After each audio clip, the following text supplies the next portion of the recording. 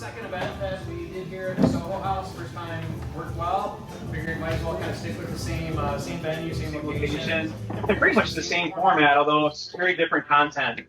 The first one we did last year was we called it 3D. It was on decarbonization, deglobalization of data.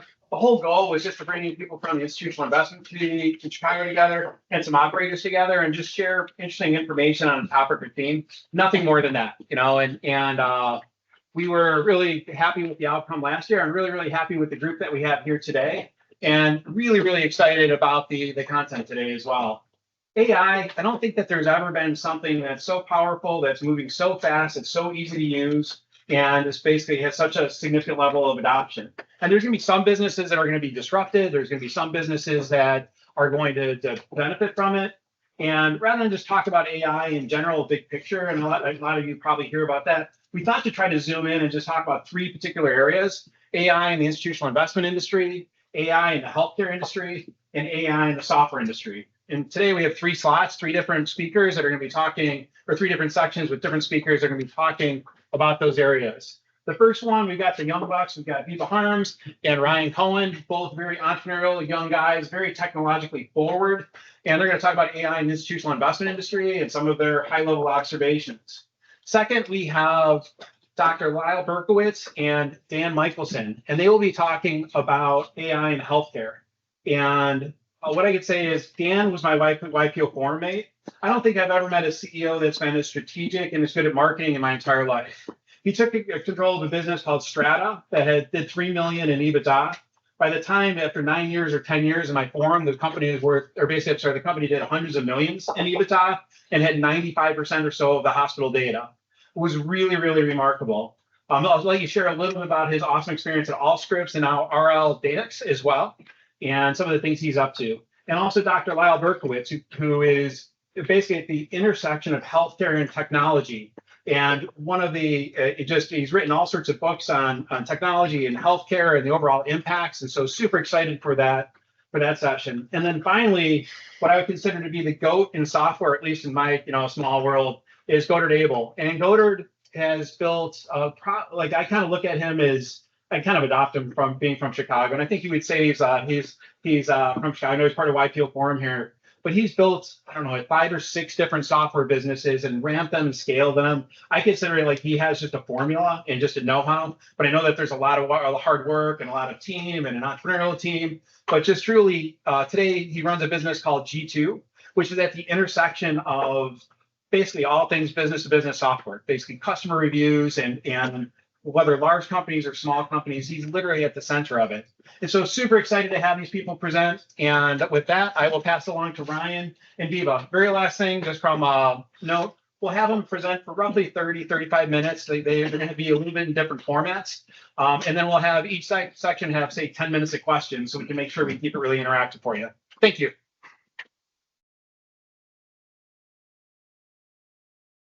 How's it going, everybody? My name is Ryan Cohen. I run a hedge fund called Cohen Capital Value. I'm Wybe Harms and trying to build a generative native software company. Today, we're going to be talking about AI and its impact on the institutional investment industry. First, we're going to give a little bit of background on AI. Then we're going to give a little bit of, or discuss the impact on jobs, as well as the impact on the companies within the industry. First, for a bit of background on AI. A year ago, we gave a presentation, as Clint said, called 3Ds, data, deglobalization, and decarbonization, which we viewed as the big mega trends of this decade. And the big theme from last year was that as we replaced humans working in fields and factories with machines, we were able to significantly increase productivity as well as the quality of life for people. World GDP per capita went up nearly 7-fold over that period of time. And the average life expectancy for humans hovered around 30 years old for nearly 2,000 years. And the last couple hundred years nearly doubled well into the 70s. We believe that AI is the next accelerator of both productivity as well as quality of life for people.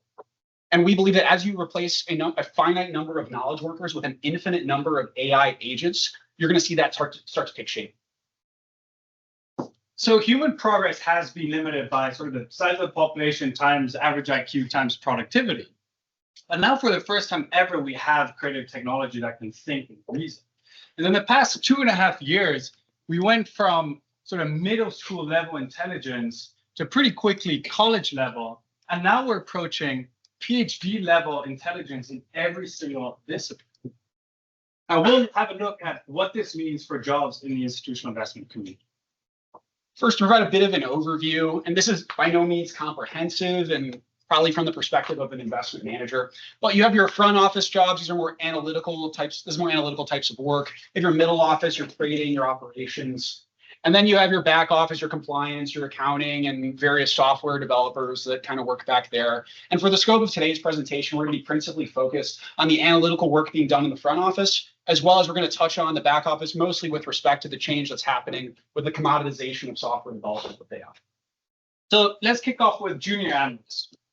In the past, they've spent a lot of time trying to collect data, manually building Excel models and learning expert financial terminology.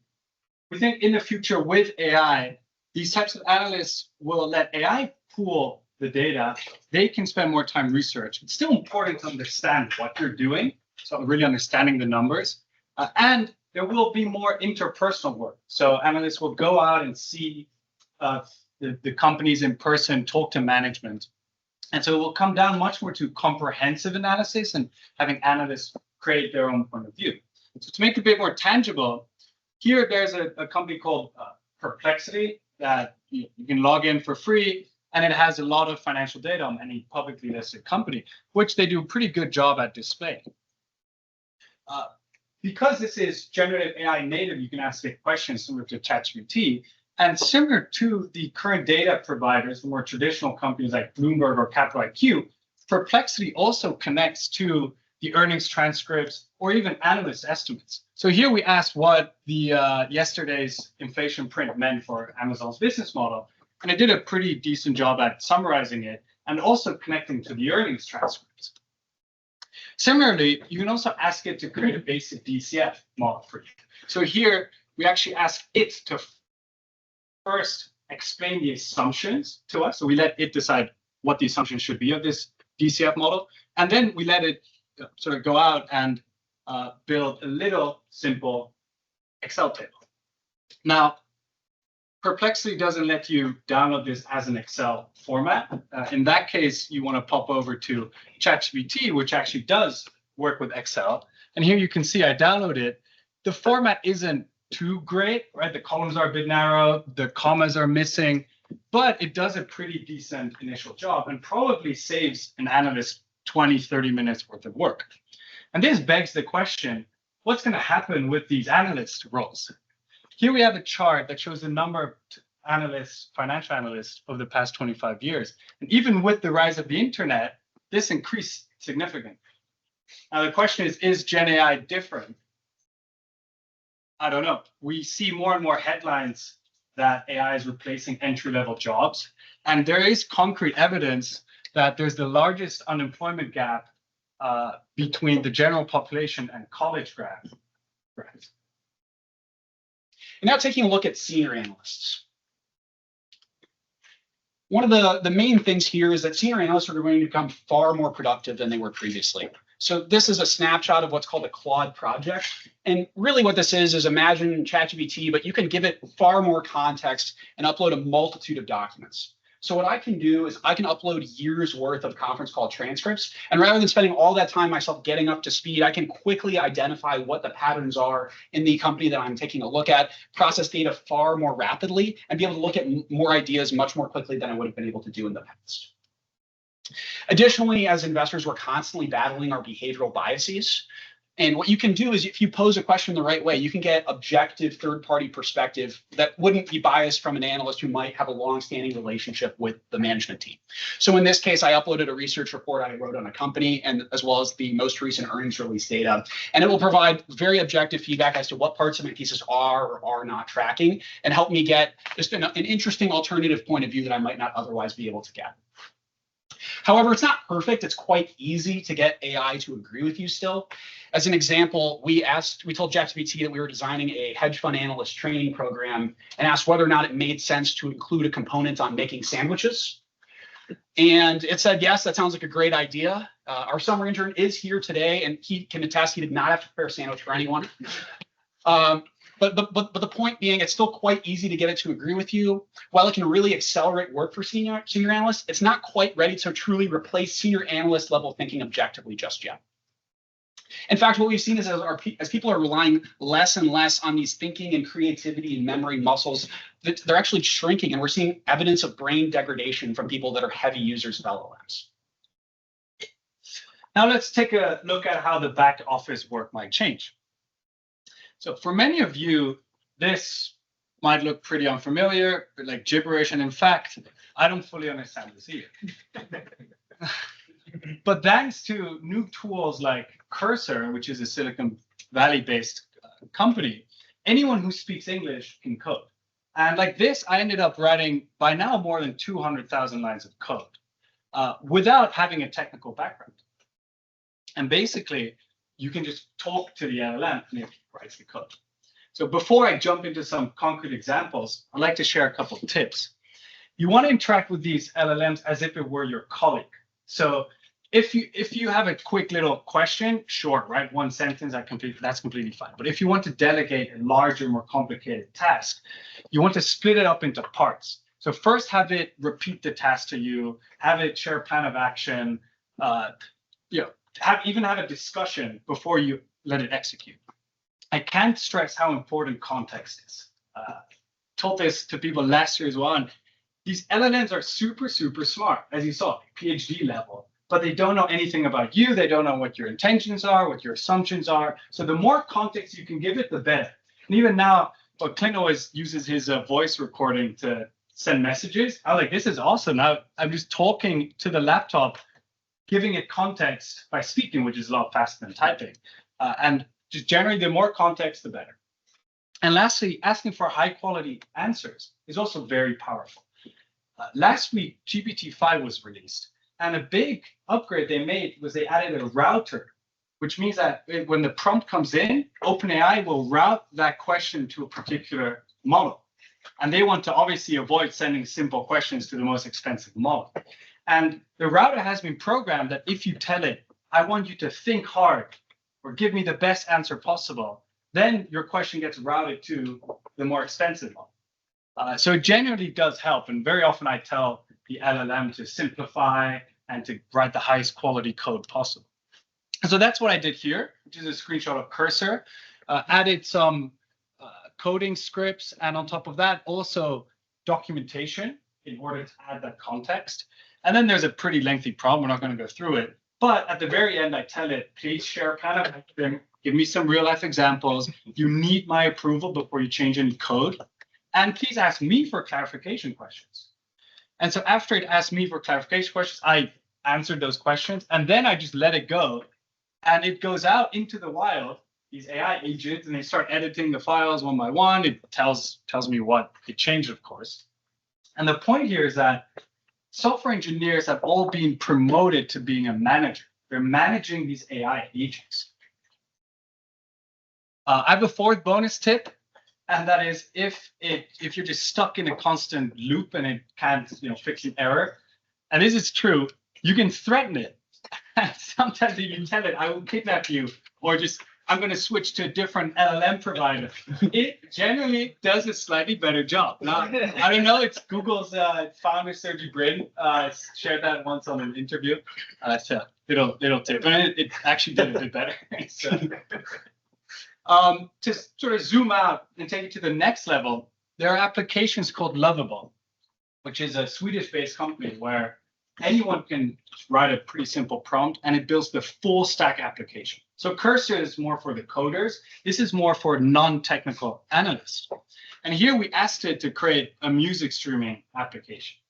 Quite basic. Took about 3 minutes to make a clone of Spotify, and it came back with this. Now, I know Spotify has little to do with the investment community.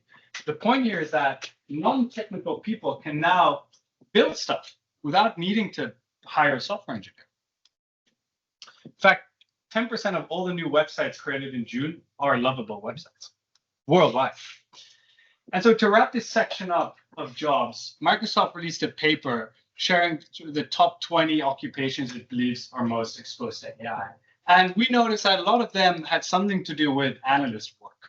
And if you sort of read between the lines of this presentation, with Microsoft here that these analysts, junior analyst level jobs will get reshaped, and that the more senior level jobs will be enhanced and productivity will be increased. Now taking a look at the overall impact on the institutional investment industry. One of the big themes I want you to take away from this section is that generative AI unlocks unstructured data. Now, what exactly is unstructured data? I'll have the person who explained it to me explain it to you. So before 2017, Google would translate each word for word. This just isn't too good for the people that are bilingual. And they invented a new architecture called the transformer that allows the AI to understand the entire sentence and then translate the word. And little did they know, this was so powerful that all the AI tools out there could now use this architecture to not only understand structured data, but also understand unstructured data. And so now we're going from about 5% of the world's data, which is structured, to being able to understand the remaining 95%. So in this section, we're going to talk a little bit about the impacts on limited partners, LPs, and general partners, GPs. But before we do that, we want to make sure that we label this so everybody can follow. So at the lowest level, you have investments. These are stocks, bonds, real estate assets, really anything. The layer above that, you have the actual investment manager who's making investment decisions with these different possibilities. We'll call them the GP or general partner. And then above them, you have the people that allocate capital to those investment managers, the limited partners or LPs that give capital to hedge funds, private equity, venture capital. So when we're talking about limited partners, LPs, we're talking about these allocators. When we're talking about investment managers or GPs, we're talking about the people who are actually doing the due diligence on the underlying investments. As a GP myself, we have a hard job. I run a long short equity fund. Anytime I tell people I do that, they say, well, a lot of people do long short equity. How is it that I can differentiate? How do I build a repeatable investment process? And how do I learn not only from my mistakes, but also from my successes? And one of the interesting things with generative AI being able to unlock this unstructured data is it can help to address some of these challenges that we face. Anytime my fund makes an investment, we do a one-page research report summarizing why it is we've made that investment decision at that point in time. We additionally do numerous quarterly updates, meetings, notes, and we have all sorts of documents that are all coalescing into our CRM. And historically, what you've had to do is rely on the human brain to have pattern recognition to be able to associate, this investment that we're doing in this software company sounds like this other investment that we're doing in this software company, and try to read between the lines for different connections. But now I've actually built an internal AI tool, and what it can do is take all this internal data, digest it, and then look for patterns within these different investments that we've made in the past with all this data that's living in our CRM. So if, for example, I've made an investment in a company that's divesting a division that's performing poorly, it can say, here's 2 or 3 other companies you've had that situation previously. Here are the things that worked out really nicely. Here's the things that were maybe a bit of a challenge. And here's what you should watch out for as you're doing your due diligence. This is really powerful in order to bring these patterns to the surface rather than having to rely on my memory being able to come up with this myself. So as you think about being able to unlock unstructured data and the impact on general partners, it helps us to utilize and monetize this internal data that's just kind of been sitting cold into data lakes, CRMs. It helps us iterate this across the investment process and improve pattern recognition and hopefully make us better investors over time. Now let's look at how generative AI can help LPs. Having worked at Clint's family office for the past 2 years, we noticed that generative AI can help with the collection of data, as you saw in my previous examples. It can help you organize it, and to some extent, it can help you analyze this information. So in order to tie this all together and actually implement it at the family office, I ended up creating a piece of software that we call Prospective Analytics that tries to make the life of LPs easier. Essentially, what it does is if you're invested in a fund, you receive dozens of documents each month. A hedge fund might share a partner letter, or a venture capital firm might share an investor deck. Prospective Analytics takes this, runs it through generative AI, and then produces these high-quality insights that the user can then see on a unified dashboard. So here I have a real-life example. This is Clint's instance, and as you can see, he's invested in a handful of different hedge funds. And now AI will have looked at every single fund and the historical documents for that fund, picked up on the key risks, and distilled that down to the most important points. And thanks to AI being able to understand the unstructured data, AI can actually share the why, not just the what. So why did this fund perform the way? You have a similar example where AI picked up on all the different macro themes discussed by these funds. And so the user can scroll through this very quickly and compare one fund with the other and sort of have a high-level perspective of their investments, hence the name Perspective Analytics. And what we're seeing here is, on top of AI just being able to generate summaries, it's non-emotional, doesn't have a subjective lens. It just produces a rational output, as long as you prompt it well, right? You don't want it to agree with everything, as Ryan showed. And in a way, it's another member on your investment committee that never sleeps and doesn't really overlook content. Here we have a last example where Clint might be scrolling through the equities widget and notice, oh, hey, Ryan is negative on Shake Shack. I want to know why, without having to pull up the documents, click on it, and get a little blur. And of course, you can ask Ryan more about that after the presentation.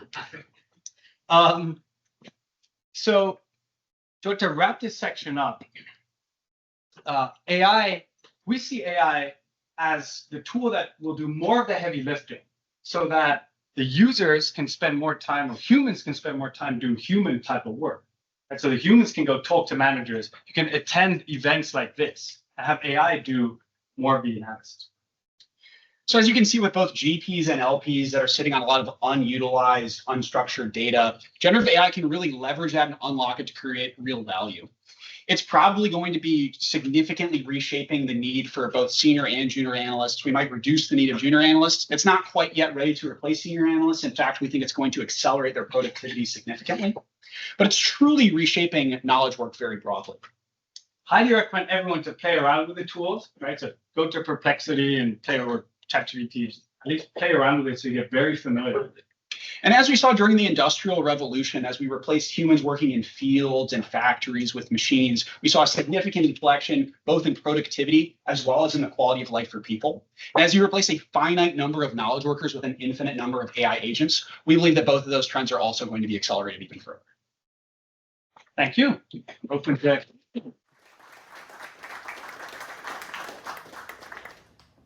yes. So you didn't talk about security at all. My interpretation of talking to people is that there's a wide range of opinions on what they will sort of put into the ether and whatnot, and how concerned they are about the security protocols and of what they're submitting. Do you guys have a view with these this versions of?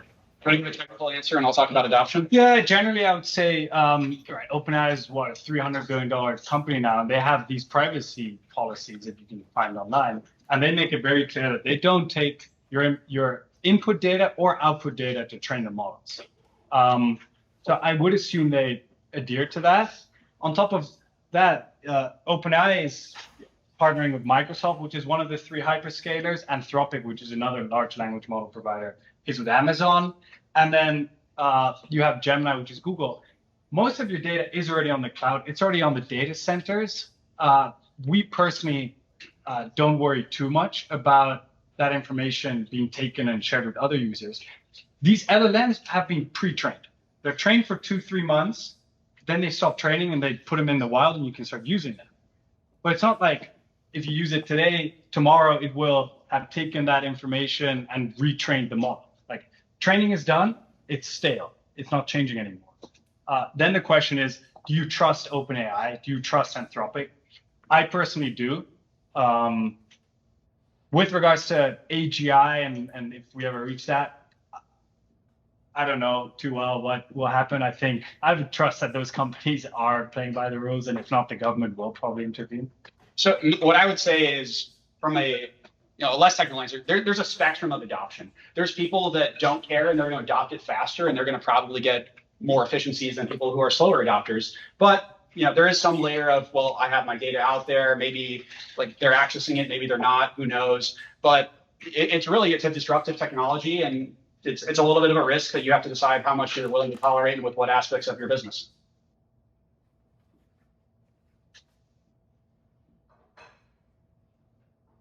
you're underselling it a little bit, where maybe it'll move faster. Maybe we're on the second kind of curve where it's gonna do more than what we expect here. Well, I think the human will become more important. That's sort of what I wrapped up with at the end, is that humans will do more of the human type of work. So interacting face to face. And so I'd say the people with good human skills, social skills, those will be amplified. Whether we're underhyping AI, I don't know. I still think sort of looking at how people are using it and the tools out there, there's still a lot of human interjection necessary, right? You can let the AI kind of loose and change 10 files, but I would be careful with having it build entire companies from scratch. And again, it will agree with you if you push it on it hard enough, right? Which is a problem for institutional investors, because we're trying to think clearly about things and objectively. And if I'm convincing it with a lot of data points that I'm right and it starts telling me I'm right, then this doesn't help anybody. Thanks. Maybe share a couple of other use cases beyond finance that you're excited about that maybe you feel like aren't mainstream. Well, there's a Notebook LM, which is a Google product, very powerful. You can dump a lot of content in there. Usually these AI models have a limited context window.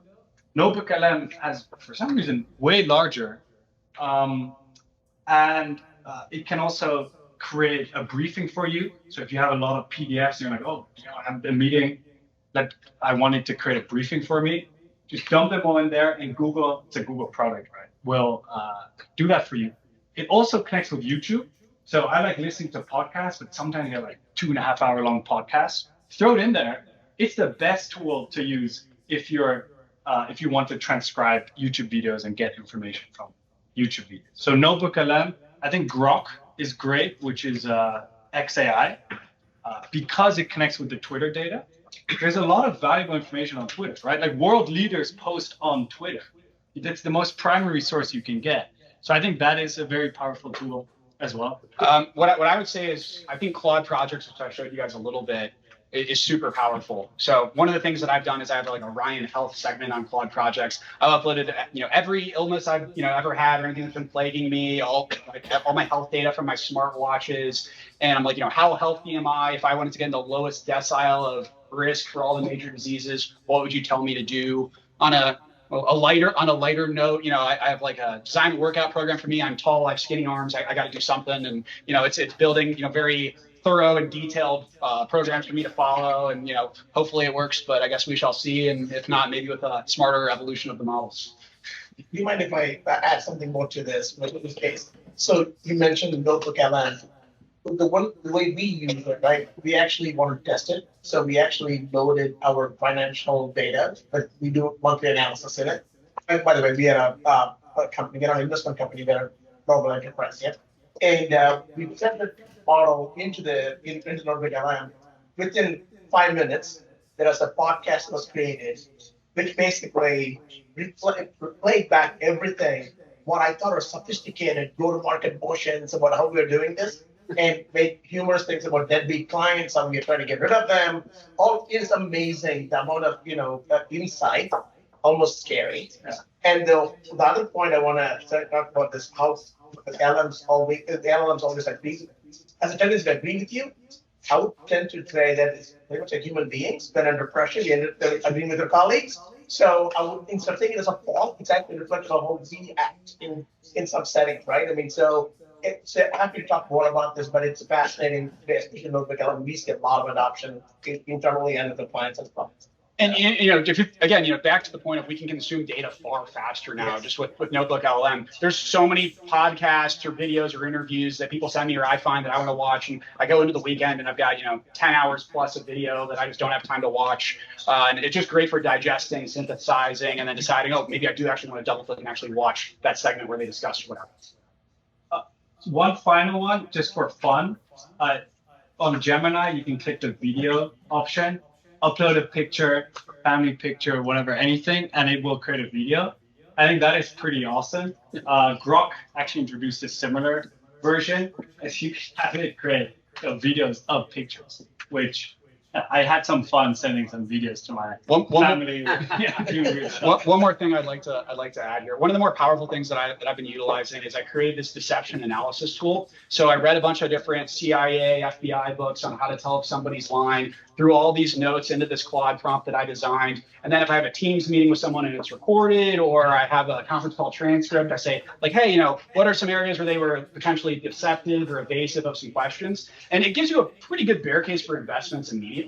Because even if you're not outright lying, if you just are like, yeah, like things are tough there, and kind of dodge and move on, it's noteworthy. And it goes, okay, well, maybe their, China vision is a little bit weak, and I want to do a double click on that before I make an investment decision. So you talked a little bit about Cursor kind of displacing the workflow or user experience from a software development standpoint. What other ways do you see this is going to displace just normal user experience? Like, finance guys are always in Excel. Is that still the path that they'll be in if you can model outside of Excel? Right? Like you build like interactive web apps now, just a prompt that do all your modeling, do all your other stuff that is maybe more sophisticated. Does this start to switch the patterns and mediums and mediums when people exchange information? Can I take part of that one and you wouldn't take like the technical side of that? So with modeling, I've thought about this, and again, I've tried to say, I think it's dangerous to outsource all of your thinking to the LLMs and say, oh, well, the LLM did the DCF and it says that it's undervalued, so therefore I should buy. Because I do think that part of the process of modeling is you actually learn how the unit economics of the business work. You start, punching in some of these numbers, like, wow, they're spending a ton of money on CapEx. And you start looking like, wow, these guys, they churn a lot of customers. How are these economics going to work at scale? And it can just lead, and particularly, again, on the deceptive thing, management teams like to give, some lofty definitions of things. And if you kind of read between lines, like, oh, well, how are they defining that? Because why is this so much higher than their peers? You're like, oh, well, wait a minute. This is an e-commerce business that doesn't include people who return items as a part of their term. Like, that's weird. Maybe we should adjust this a little bit lower. But if you're super 30,000 foot view, tell the LLM to design a model for me, I'm probably going to miss that. And that might be a very significant detail. Well, and to your question on UI, I think it's still a big question mark how UI will look like in 10 years. But on one hand, AI can make personalized UI for every single person, right? So you have your own UI, everyone has their own little UI. That could be a future. But on the other hand, humans like things that are standardized. Like everyone has the same UI. It's nice. We can share it. So I don't know. I think on one hand, you might have some standardized elements, but then a lot of personalized elements because generative AI can just generate it for you in the moment. So we'll see. Maybe do this in 10 years. Might not be using PowerPoint. Like if you think about like modality, like speech, vision, right? You see that these things start to include additional kind of modalities like tone of voice for your lie deception tool. Micro expressions, right? Some additional information that's kind of, humans pick up on that aren't in the LLM. Well, yes, I think we're transitioning from text to more vision and audio. It will become more human-like. Yeah, I think all of that's coming, and now these are some of the final areas where you can maybe get a little bit of an edge by doing it yourself. I think we're getting the signal that we're done. We've talked too long. Yeah, thanks. Work plan's done.